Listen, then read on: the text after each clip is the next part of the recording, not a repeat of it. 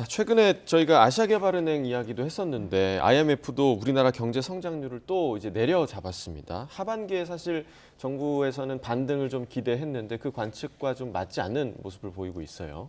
예, 네. 그렇습니다. 얼마 전에 아시아개발은행도 우리나라의 올해 경제 성장률 전망을 1.3%로 낮춰 잡았는데요. 예. IMF 역시 올해 경제 성장률 전망을 1.4%로 이것은 5차례 연속으로 낮춰 잡았습니다. 그래서 지난번에 발표했던 것보다 0.1%포인트 낮췄는데요.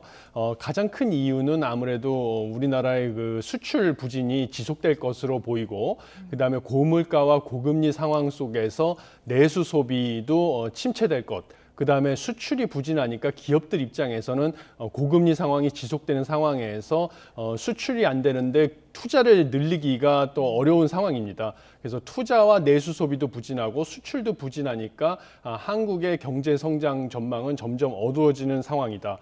그런 것을 이번에 IMF 수정 경제 전망에도 반영된 것으로 보이고요. 그다음에 더 놀라운 사실은 무엇이냐면 IMF가 꾸준히 세계 경제 성장률 전망은 상향 조정하고요.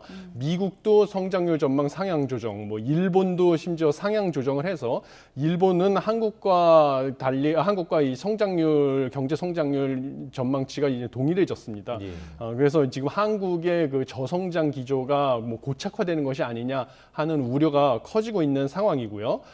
우리나라만 이렇게 성장률이 거꾸로 가는 이런 역주행을 하는 것은 수출 부진의 영향이 큰데요. 우리나라의 주요 수출 시장이라고 하는 중국 같은 경우는 IMF가 이번에 수정 경제 전망에서 올해 성장 전망을 상향 조정하지 않았습니다. 네. 그것이 우리나라 대중 수출이 또 부진할 것이라고 예상돼서 올해 성장률 전망을 낮춰 잡은 원인 중에 하나로 보이고 있습니다. 네.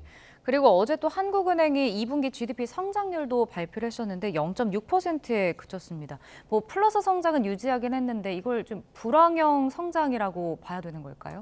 예, 불황형 성장이라고 부르는 이유는 이번에 그 플러스 성장을 달성한 가장 큰 이유는 수출에서 수입을 뺀 것, 이것을 순수출이라고 하는데요. 네. 순수출이 증가를 했기 때문에 올해 이번에 플러스 성장을 한 것입니다. 근데 순수출이 증가한 이유는 수출이 크게 늘어나가지고 순수출이 증가를 했으면 아주 희소식인데요. 그것이 아니라 수출도 감소를 했고 수입도 감소를 했는데 수출보다 수입이 더 크게 줄어들었기 때문에 수출에서 수입을 뺀 순수출이 증가한 것입니다. 예. 그래서 이것을 불황형 성장이라고 한 것인데요. 세부 지표를 보면 그렇게 밝지만은 않습니다.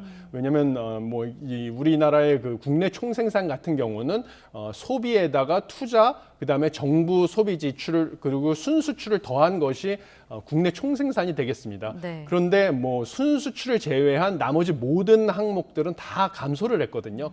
그래서 소비 같은 경우도 특히 음식 숙박 소비가 줄어들면서요, 2분기에. 그래서 민간 소비가 0.1% 감소를 했습니다. 이것은 정부가 내수 소비를 활성화하겠다고 숙박 쿠폰도 뿌리고요. 여러 가지 내수 소비 활성화 대책을 한다고 재정 지출을 늘렸음에도 불구하고 이런 결과가 나와서 관련 대책이 큰 효과를 거두지 못했다는 사실을 보여주고요. 투자 역시 건설 투자, 설비 투자 다 감소를 했는데 기업의 입장에서는 금리도 높고 그다음에 수출 전망도 안 좋은 상황에서 대규모 투자를 늘리기 어려운 점이 있었습니다.